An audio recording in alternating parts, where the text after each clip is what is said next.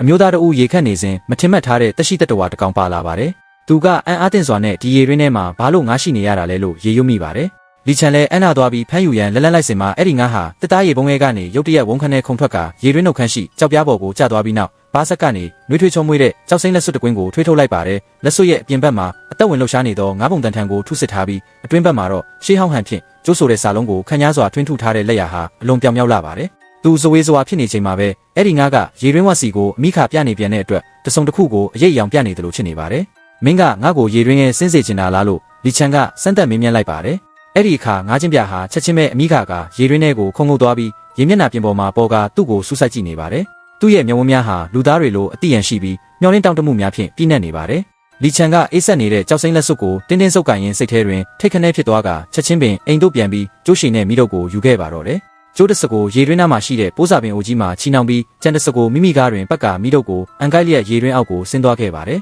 သုံးလေးလံလောက်ဆင်းမိတဲ့အခါရေတွင်းအောက်ခြေဟာရုတ်တရက်ကျဲဝန်းသွားပြီးခါလောက်ရှိတဲ့ရေတွေဟာလည်းအယိုးကွဲမတက်အေးဆက်လာပါတယ်ငါးချင်းပြဟာအမိခကလမ်းပြပြီးသူ့ကိုကြောက်နံရံထောင်းတစ်ခုစီကိုခေါ်ဆောင်သွားပါတယ်လှုပ်လီလှုပ်လဲဖြစ်နေတဲ့မိအောင်အောက်မှာလူသေးရိုးစုတစ်ခုဟာနံရံကိုမိလျက်သားရှိနေပြီးဘေးမှာတော့အယောင်မိန်ဖြော့နေတဲ့ပိုးထည်စုပ်ချို့ကြံရှိနေသေးတယ်ငါးချင်းပြဟာလူသေးရိုးစုရဲ့လက်နီးကိုကူးခတ်သွားပြီးအမိစုတောင်ကိုအตาအရာခါရမ်းကဝမ်းနေပူဆွေးနေတယ်လို့ပြုမှုနေပါတယ်လီချန်ဟာရင်ထဲမှာတုံးလှုပ်သွားပြီးအယိုးစုကိုကုံလျှော်အိတ်ထဲကိုတေးသေးချာချာထည့်ကကြောမှာပိုးပြီးမြေပြင်ပေါ်ကိုခက်ခဲစွာပြန်လည်တက်လာခဲ့ပါတယ်အဲ့ဒီနေ့မွန်းလွဲပိုင်းမှာသူဟာနေအောင်ရတဲ့တောင်ဆောင်တစ်ခုမှာတွင်းနဲ့တူးပြီးအယိုးစုကိုရိုသေစွာတင်းကျုပ်ပေးခဲ့ပါတယ်အဲ့ဒီအပြင်အမိမတိသူဤကူပြီးမှန်လို့ကြောက်စာတိုင်းစိုက်ထူပေးပြီးသုံးချိန်တိုင်တိုင်ဥချကန်တော့ခဲ့ပါတယ်လူကြီးမင်းနမီဘသူမှမသိပေမဲ့ယာယီအားဖြင့်ဒီနေရာမှာပဲအေးအေးချမ်းချမ်းအနားယူပါတော့လို့ပြောခဲ့ပါတယ်အပြန်လမ်းမှာသူ့နောက်ကတစုံတဦးကစိုက်ကြည့်နေတယ်လို့အမြဲခံစားရပေမဲ့လည်းလက်ကြည့်လိုက်တဲ့အခါစောင်းဦးလေပြင်းကြောင့်လွင့်ပါနေတဲ့တရက်6တွေသာရှိပြီးလူတဦးတယောက်မှရှိမနေပါဘူးအဲ့ဒီညမှာလီချန်ဟာတစ်ဖက်လက်တစ်ချက်ဖြင့်အိတ်မပျော်နိုင်ဖြစ်ရပြီးတန်းကောင်ကျော်မှသာ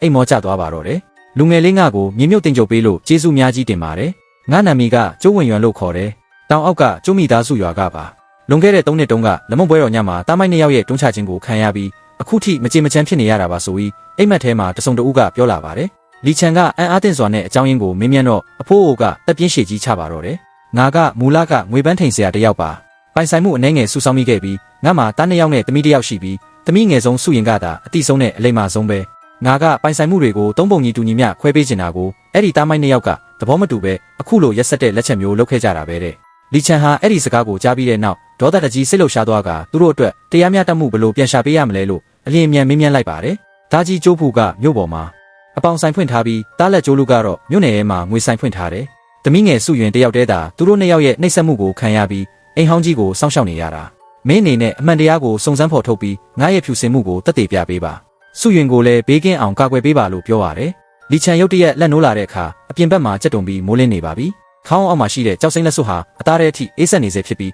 ခုနကအိမ်မက်ဟာလည်းထင်ထင်ရှားရှားရှိနေစေဖြစ်တဲ့အတွက်အိမ်မက်လားလက်တွေ့လားမခွဲခြားနိုင်အောင်ဖြစ်နေပါတယ်3ရက်ကြာပြီးတဲ့နောက်လီချန်ဟာအထုပ်ပိုးများကိုပြင်ဆင်ပြီးမိုင်း30ခန့်ဝေးတဲ့ကျုံမိသားစုရွာကိုအကျိုးအကြောင်းစုံစမ်းရန်တွားရောက်ခဲ့ပါတယ်အဖိုးကျုံမိသားစုရဲ့အိမ်ဟောင်းကိုဘယ်လိုတွားရမလဲလို့မေးတော့ရွာနောက်ဘက်ကိုတိတ်တိတ်သွားတကားဝမှာပိုးစာပင်ကြီးရှိတဲ့အိမ်ပဲကျိုးဘိုးအိုကလူရိုးကြီးပါလွန်ခဲ့တဲ့3နှစ်ကရုတ်တရက်ပျောက်ဆုံးသွားတာအခုထိသတင်းစနာမရတော့ဘူးလို့ပြန်ပြောပါတယ်အဖိုးကိုကျေးဇူးတင်ကြောင်းပြောပြီးထွက်လာပါတော့တယ်အိမ်ကိုရောက်တဲ့အခါမင်းကလေးတဦးထွက်လာပြီးတခင်လေးဘသူ့ကိုရှာတာလဲလို့မေးတော့ကျွန်တော်လမ်းကြုံလို့ရေတောက်ချင်လို့ပါလို့ပြောလိုက်ပါတယ်ခြံဝင်းတွင်းကိုတန်ရှင်းရေးလုပ်ထားပေမဲ့လည်းဗလာချင်းနေပြီးအသက်ဝင်မှုလုံးဝမရှိပါဘူးအရှိတဲ့နယံကျင်းရင်မှာလူတရက်စာခန့်ရှိတဲ့ရေအိုးလိုတစ်လုံးသာရှိပြီးအိုးထဲမှာတရက်6တွေရောနှောနေတဲ့မိုးရေနှဲငယ်သာကျန်ပါတော့တယ်လီချန်ဟာစကားစမြည်နှဲငယ်ပြောဆိုပြီးတဲ့နောက်သမီးဖြစ်သူထံကနေဖခင်ဖြစ်သူပျောက်ဆုံးနေတဲ့အကြောင်းကိုအလိုက်တဲ့မင်းမြန်းကြီးခလိုက်ပါတယ်အဖေကလွန်ခဲ့တဲ့3နှစ်လက်မုံပွဲတော်ပြီးတော့အိမ်ကနေထွက်သွားတာအကိုကြီးကတော့အဖေဘေးမြို့နယ်ကိုစီးပွားရေးကိစ္စနဲ့သွားတယ်လို့ပြောတယ်ဒါပေမဲ့သွားကလေးကပြန်မလာတော့ဘူးအကို2ယောက်ကလတော်ကြာရှာဖွေခဲ့ပြီးနောက်ဆုံးတော့အဖေလမ်းခရီးမှာဓာပြတိုက်ခံရတယ်လို့ပြောကြတယ်ပြောရရင်လည်းထူးဆန်းတယ်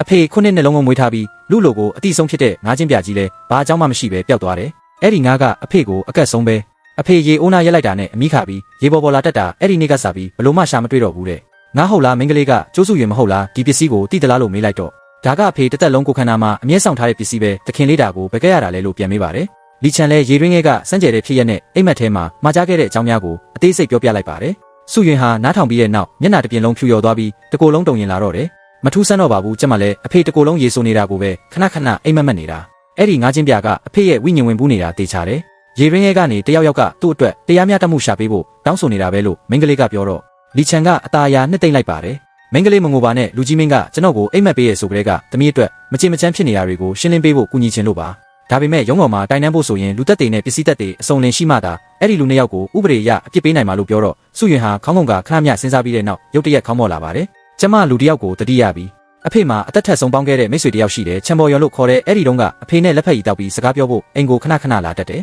အဖေပျောက်ဆုံးသွားပြီးတဲ့နောက်ကျမကချံဦးလေးစီသွားပြီးအကျိုးကြောင့်မေးချင်ပေမဲ့အကိုနှစ်ယောက်ကမိသားစုကိစ္စအပြင်မပေါက်စေနဲ့ဆိုပြီးတားခဲ့ကြတယ်နောက်ပိုင်းကြားရတာကတော့သူတို့ကဦးလေးချံကိုအိမ်တကားဝက်ကနေမောင်းထုတ်ခဲ့ကြပြီးအဲ့ဒီနောက်ပိုင်းဆက်သွယ်မှုပြတ်တောက်သွားခဲ့ရပဲတဲ့လီချံလည်းစိတ်လှုပ်ရှားသွားပြီးဒီလိုလူရှိနေရင်တော့မနှက်ဖြန်မင်းကလေးနဲ့အတူဘေးမြို့နယ်ကိုသွားပြီးသူနဲ့တွေ့ဆုံကြတာပေါ့လို့ပြောလိုက်ပါတယ်နောက်တစ်နေ့မှာတော့သူတို့နှစ်ဦးဟာဘေးမြို့နယ်ကိုတွားရောက်ကချံပေါ်ရွံကိုလိုက်လံရှာဖွေတွေ့ရှိခဲ့ကြပါတယ်ငါသုံးနှစ်လုံးလုံးစောင့်နေခဲ့တာနောက်ဆုံးတော့လာမင်းမဲ့သူရှိလာပြီပဲဆိုပြီးတစ်တာအောက်ခြေကစာတစောင်ကိုထုတ်ယူလိုက်ရာစာအိတ်ပေါ်မှာဖခင်ဖြစ်သူတဲ့လက်ရည်အတိုင်းရှိနေပါတယ်စာထဲမှာရေးထားတာကတော့အကိုကြီးကျွန်တော်ဒီရက်ပိုင်းအိမ်မပျော်စားမဝင်ဖြစ်နေရတယ်ဖူးနဲ့လူသားနှစ်ယောက်ကပိုင်ဆိုင်မှုတွေအကြောင်းခဏခဏလာမေးနေပြီးစကားသွားလာတွေကစမ်းတက်နေတယ်လို့ပဲမနေ့ကဖူလာမေးတယ်ကျွန်တော်နှစ်ပေါင်းများစွာစုဆောင်းထားတဲ့ကိုပိုင်ငွေတွေကိုဗမာဝက်ထားလဲတဲ့ဒီနေ့လူကတခါလာမေးပြန်တယ်တကယ်လို့ကျွန်တော်မှတခုခုဖြစ်သွားရင်ပိုင်ဆိုင်မှုတွေကိုဘလို့ခွဲဝေပေးမလဲတဲ့သူတို့နှစ်ယောက်ရဲ့အပြုအမူတွေကတန်တရားဖြစ်เสียကောင်းနေတယ်ညဘက်ဆိုရင်လဲခြံထဲမှာတိုးတိုးနဲ့တိုင်ပင်နေတတ်ကြတယ်ကျွန်တော်ကို့အတွက်မပူပါဘူးနောက်ပိုင်းစုရင်နှိမ့်ဆက်ခံရမှာကိုပဲစိုးရိမ်နေတကယ်လို့ကျွန်တော်မှမတော်တဆတခုခုဖြစ်ခဲ့ရင်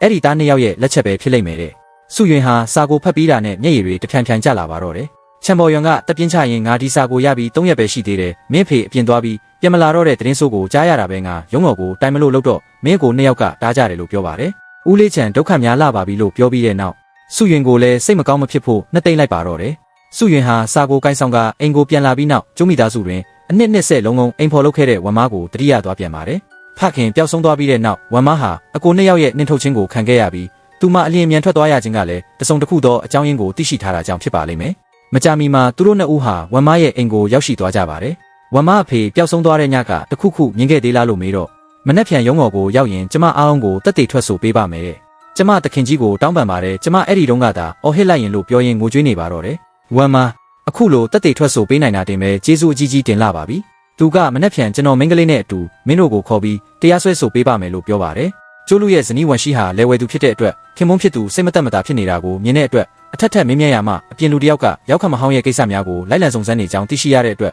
စိတ်ထဲမှာထိတ်လန့်သွားကညာတွင်ချင်းပဲလူလွတ်ပြီးမြို့ပေါ်ရှိကျိုးဖူထံသို့စာပို့လိုက်ပါတယ်ကျိုးသခင်ကြီးဒါကဒီနှစ်အတွက်စည်ရင်းတွေပါဒါနဲ့ကျန်းခရိုင်ကိုမင်းဘက်ကိုမင်းဘလို့မြင်လဲလို့မေးတော့ငါကိုယ်တိုင်သွားလိုက်မယ်ဆိုပြီးသွားလိုက်ပါတယ်ကျမ်းမှန်မင်းဒါကကျွန်တော်ရဲ့စေတနာအနှဲငယ်ပါအာမနာပါနဲ့ဆိုပြီးလက်ထိုးလိုက်ပါတယ်နောက်တနေ့မနက်ရုံးတော်ဆက်တဲ့အချိန်မှာတော့သမီးငယ်ကအကိုနှစ်ယောက်ဖြစ်တဲ့ကျိုးဖူနဲ့ကျိုးလူတို့ကိုလွန်ခဲ့တဲ့3နှစ်လက်မုံပွဲတော်ညမှာဖခင်ဖြစ်သူကျိုးဝင်ရွံကိုရေတွင်းထဲတွန်းချပြီးတက်ဖြတ်ခဲ့ပါတယ်လို့တိုင်တန်းပါတယ်အဲ့ဒီအချိန်မှာညီမငယ်နင်ပါလို့အပြင်လူစကားကိုနားထောင်ပြီးအကိုရင်းတွေကိုဆွဆွဲရတာလဲလို့ပြောတော့တရားသူကြီးမင်းကတက်တေရှိလို့လားလို့မေးပါတော့တယ်ဒီစာထဲမှာအကိုနှစ်ယောက်ကပိုင်ဆိုင်မှုတွေကိုခဏခဏလာမင်းနေပြီးမယိုးသားတဲ့စိတ်ရှိနေကြောင်းအထင်ရှားရေးထားပါတယ်လို့ဖြေလိုက်တော့အဖေကအသက်ကြီးပြီးယူးကြောင်ကြောင်နဲ့ရှောက်တွေးတာကိုတက်တေလှုပ်လို့ရမလားလို့ပြောပါတော့တယ်တက်တေဝမ်မားကကျုံမိသားစုမှာအနှစ်ဆက်လုံးလုံးအိမ်ဖော်လုပ်ခဲ့ပြီးကိုယ်တိုင်မြင်တွေ့ခဲ့တာပါလို့ပြောလိုက်တော့ဝမ်မားကိုစင့်ခေါ်လိုက်ပါတယ်ဝမ်မားရောက်လာတော့လွန်ခဲ့တဲ့3နှစ်လက်မုံပွဲတော်ညာတန်းခေါင်ရံမှာကျမကတခင်ကြီးအဝတ်စားမတက်မရက်နဲ့ခြေလမ်းတွေမခိုင်မခန့်ဖြစ်နေတာကိုတခင်ကြီးအကိုကြီးကတွဲပေးနေပြီးတခင်ကြီးအကိုလက်က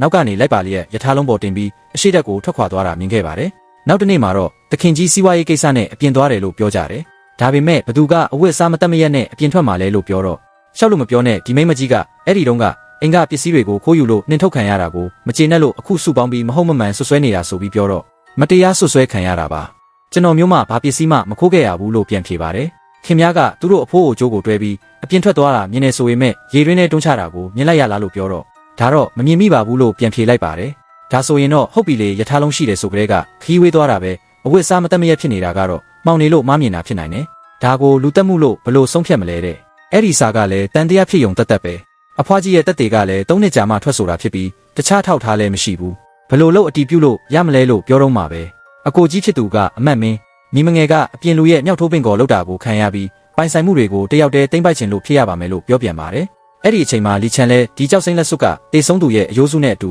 ရေတွင်းထဲမှာတွေ့ရှိခဲ့ကြောင်းအတွင်းဘက်မှာ9ပုံတန်ထန်နဲ့ကျိုးစာလုံးပါရှိပြီးဒါကအဖိုးကျိုးအိုရဲ့ကိုပိုင်ပစ္စည်းဖြစ်ပါတယ်လို့ရှောက်တင်လိုက်ပေမဲ့ကြောက်စိမ့်လက်စွပ်တကွင်းထဲနဲ့ဘာကိုတက်တေပြနိုင်မှလဲဖြစ်နိုင်တာကအဖိုးအိုကျိုးအဲ့ဒီတုန်းကမတော်တဆရေတွင်းထဲပြုတ်ကျပြီးကြံခဲ့တာဖြစ်နိုင်တယ်အဝတ်စားတွေကလည်းဆွေးမိကုန်ပြီးချစ်လို့ဒါကကျိုးဝင်ရွံရဲ့အယိုးစုလို့ဘလို့ခွဲခြားမလဲတဲ့ဒီအမှုကတက်တေအထောက်ထားမလုံလောက်တဲ့အတွက်တိုင်ချက်ကိုပါလက်လိုက်ပြီးရုံးတော်သိမ်းစေဆိုပြီးပြောလိုက်တော့ ကြတော်မျိုးမှပြောစရာရှိရသေးလို့ပြောပြမဲ့ရုံးတော်အပြင်ကိုတာဆွဲထုတ်သွားပါတော့တယ်ဒါဆိုသူတို့ကိုဥပဒေပြင်ပမှာပဲလွတ်မြောက်ခွင့်ပေးလိုက်ရတော့မှလားဆိုပြီးမင်းကလေးကဝမ်းနေနေတော့အရာရှိအချင်းချင်းကာကွယ်နေကြတာလူတို့ကတိုင်းလို့မရရင်ညံစင်ပြီးဆုံးဖြတ်ရုံပဲရှိတော့တယ်သူတို့ကသူခိုးလူမိတယ်လို့စိတ်ပူနေကြတာတကယ်လို့သူတို့ဘာသာအမှန်တိုင်းပြောလာအောင်လုပ်နိုင်ရင်လို့ပြောလိုက်တော့သူတို့ဘာသာအမှန်တိုင်းပြောလာအောင်ဘယ်လိုလုပ်မလဲလို့မင်းကလေးကမေးပါတယ်ကျိုးမိသားစုတခင်ကြီးရဲ့ပစ္စည်းတွေကိုတူးဖော်မိတယ်လို့သတင်းလွှင့်လိုက်မယ်လို့ပြောလိုက်ပါတယ်ဒီလိုနဲ့တယောက်ယောက်ကကျိုးမိသားစုအိမ်ဟောင်းကရေတွင်းပြက်နားမှာကျိုးဝင်ရွံအသက်ရှင်စဉ်ကခြံထားခဲ့တဲ့စီစိန်ပိတ်ဆက်ထုတ်ကိုတူးမိတယ်တဲ့အထဲမှာစာတစောင်ပါရှိပြီးသူ့ရဲ့သားနှစ်ယောက်ကစိတ်တက်မကောင်းမှန်းစောစောစီစီသိရှိထားလို့မတော်တဆဖြစ်မှာစိုးရိမ်ပြီးရွှေငွေတွေကိုဝတ်ထားခဲ့တယ်လို့ပါတယ်ဒီလိုအကြောင်းအရာမျိုးလဲရှိသေးတာလားဒါဆိုအဲ့ဒီရွှေငွေတွေကောဆိုတော့ကြားရတာတော့တမီးငယ်စုရင်တယောက်တည်းသာဝတ်ထားတဲ့နေရာကိုတိတယ်တဲ့စတဲ့ကောလာဟလတွေဟာပုံမပြတ်နှံ့လာပြီးတချို့ကလီချန်ဟာစုရင်နဲ့အတူညဘက်တွင်အိမ်ဟောင်းတို့တွားရောက်ငိုကြွေးနေသည်ကိုကိုယ်တိုင်မြင်တွေ့ခဲ့ရတယ်ဆိုပြီးတက်တေထွက်ဆိုကြရာမကြခင်မှာပဲအဲ့ဒီသတင်းဟာကျိုးဘူးနဲ့ကျိုးလူတို့ရဲ့နားထဲကိုရောက်ရှိသွားပါတော့တယ်သူတို့နှစ်ဦးကြားပြီးနောက်ကိုစီတွက်ချက်မှုများရှိလာကြပါတယ်အကိုကြီးဒီနေ့ရွာတွေကကောလာဟလတွေကိုအကိုလဲကြားတယ်မဟုတ်လားဆိုတော့ငါလဲဒီကိစ္စအတွက်စိတ်ပူနေရတဲ့အဲ့ဒီတုန်းကငါတို့အိမ်ဟောင်းတစ်ခုလုံးရှာဖွေခဲ့တာလဲအဲ့ဒီပိုင်ဆိုင်မှုတွေကိုရှာမတွေ့ခဲ့ဘူးဟုတ်တယ်စုရင်ဆိုရဲ့မိမယုတ်ကအဲ့ဒီငွေတွေကိုယူပြီးတကယ်ပဲတရားစွဲမှာကိုစိုးရိမ်ရတယ်လို့ပြောတော့ငါတို့ခရိုင်ဝန်မင်းကိုအစောကြီးကလေးကလက်ထိုးထားတာပဲသူဘလို့မှအမှုအခင်းကြီးလုံးဝမှာမဟုတ်ပါဘူးငါအမြင်တော့လူလွတ်ပြီးသူမကိုနှိမ့်ရောညပါစောင့်ကြည့်ခိုင်းထားလိုက်သူငွေတွေကိုတူးဖော်တဲ့အချိန်ကျမှငါတို့အရင်လက်ဦးမှုယူလိုက်ကြတာပေါ့ဆိုပြီးတီးတို့ပြောနေကြပါတယ်နောက်တနေ့စုရင်ငွေတွေတူးဖော်ဟန်ဆောင်တဲ့အချိန်ကျမှဖမ်းဆီးလိုက်ဆန်းဆိုပြီးပြောလိုက်ပါတယ်သူတို့နှစ်ယောက်ဖွင့်ကြည့်လိုက်တဲ့အချိန်ကျမှတရားရုံးကလူတွေရောက်လာပြီးသူတို့နှစ်ယောက်ကိုဝိုင်းလိုက်ပါတယ်ကျိုးဘူးကျိုးလူမင်းတို့နှစ်ယောက်ညာတန်းကောင်ရံမှာလက်နက်ကင်ဆောင်ပြီးပြည်သူပိုင်ဆိုင်မှုကိုလူရက်တဲ့ပြစ်မှုကဘလောက်ကြီးမှလဲတိလားလို့ပြောတော့ငါတို့ကကျုံမိသားစုရဲ့ဘိုးဘွားပိုင်ပစ္စည်းကိုပြန်ယူတာလို့ပြန်ပြောပါတယ်အကိုတို့ကမယိုးသားလို့သာဖြစ်ရမယ်မဟုတ်ရင်ကျမတွင်တူတာနဲ့အထဲမှာငွေရှိတယ်လို့ဘာလို့အပိုင်တွက်နေရတာလဲအထဲမှာဘာရှိလဲဆိုတာတေးသေးချာချာမမေးပဲဘာလို့တိုက်ရိုက်လက်နက်ကင်ပြီးလုပ်ရတာလဲပြီးတော့ဖခင်ဖြစ်သူကပိုင်ဆိုင်မှုတွေကိုတခြားလူကိုပေးဖို့အချိန်မရခဲ့ဘူးလို့ဘာလို့အပိုင်တွက်နေရတာလဲလို့ပြောနေရင်းနဲ့ကျိုးဘူးနဲ့ကျိုးလူကိုဖမ်းဆီးခိုင်းလိုက်ပါတယ်စုရွက်လဲဝမ်မတ်မင်းကိုကျေးဇူးတင်ကြောင်းပြောပြီးတဲ့နောက်ဝမ်မတ်မင်းကမင်းအိမ်ပြန်နှင့်တော့ငါအမှန်တရားကိုစုံစမ်းဖော်ထုတ်ပေးမယ်လို့ဆိုကာဝမ်မတ်မင်းဟာညာတွင်ချင်းပဲစစ်ဆေးမင်းမြန်ပြီးစာရေးတော်ကသွေးပွဲစနစ်ကိုသုံးကကျိုးလူကိုလှည့်စားစစ်ဆေးခဲ့ပါတယ်ကျိုးလူအခြေအနေကဒီအထိရောက်နေပြီးမင်းအမှန်တိုင်းဝန်ခံလိုက်တော့ကျိုးဘူးကအားလုံးကိုဝန်ခံသွားပြီးသူကမင်းကိုအဓိကလက်တီဖြစ်ပြောပြီးလူကိုရေတွင်းနဲ့တွန်းချတာလို့ပြောတယ်မင်းညင်းကျင်သေးလားလို့မေးတော့သူကကိုယ်တိုင်လက်နဲ့တွန်းချတာပါကျွန်တော်ကလမ်းဘေးကနေကြည့်ပေးုံတတ်ပါလို့ဖြေပါတယ်တစ်ဖက်မှာလဲကျိုးဘူးမင်းရဲ့ညီဖြစ်သူကျိုးလူကဝန်ခံသွားပြီးမင်းကအဓိကလက်တီဖြစ်အဖေကိုရေတွင်းနဲ့တွန်းချတာလို့ပြောတယ်သူအားလုံးဝန်ခံသွားပြီလားကျွန်တော်တို့ကညီအကိုတွေပဲကျွန်တော်တို့အတူတူတိုင်ပင်ပြီးလုပ်ခဲ့တာကျွန်တော်တို့အားလုံးသူ့ကိုမုန်းတယ်ပိုင်ဆိုင်မှုတွေကိုညီမငယ်ကိုခွဲပေးခြင်းလို့တဲ့ထွက်ဆိုချက်နှစ်ခုစလုံးဟာတစ်ထက်တည်းကျသွားပြီးအမှန်တရားဟာရေပွက်ပမာပေါ်လွင်လာပါတော့တယ်မိုးလင်းလို့ရုံးတော်စတင်တဲ့အခါကျိုးဘူးနဲ့ကျိုးလူတို့ဟာမြင့်ွယ်ရန်မရှိတော့ပဲလွန်ခဲ့တဲ့3နှစ်လက်မုံပွဲတော်ညကဖခင်ဖြစ်သူကျိုးဝင်ရွံကိုရေတွင်းသားတကျူးလက်စားခေါ်ဆောင်ကနှစ်ဦးသားအတူတူရေတွင်းနဲ့တွန်းချတက်ဖြတ်ခဲ့ကြောင်းအဲ့ဒီနောက်အပြင်သို့စီးပွားရေးသွားရင်ဓာပြတိုက်ခံရည်တေဆုံးသွားတဲ့ကဲ့သို့မဟုတ်မမှန်လှုပ်ကြံခဲ့ကြောင်းနဲ့ခရိုင်ဝန်ကျမ်းမင်းကိုလက်ထိုးပြီးအမှုကိုအလျင်မြန်ပိတ်ပစ်ခဲ့ကြောင်းပြစ်မှုအားလုံးကိုအမှန်တိုင်းဝန်ခံခဲ့ကြပါတယ်။ဝမ်မတ်မင်းလည်းရုံးတော်မှာပဲချက်ချင်းပင်စီရင်ချက်ချမှတ်လိုက်ပါတော့တယ်။